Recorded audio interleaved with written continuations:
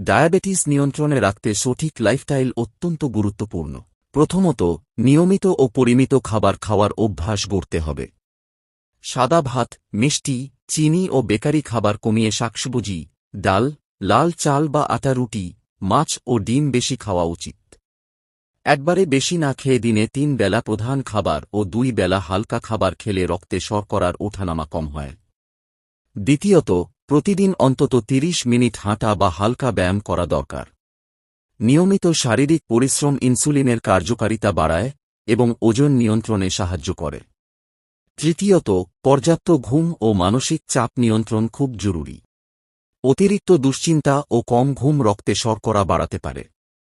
প্রতিদিন 7-8 ঘণ্টা ঘুমানোর চেষ্টা করতে হবে। এছাড়া নিয়মিত রক্তে শর্করা পরীক্ষা, প্রেসার ও ওজন মাপা দরকার। ধূমপান ও অ্যালকোহল পরিহার করা উচিত।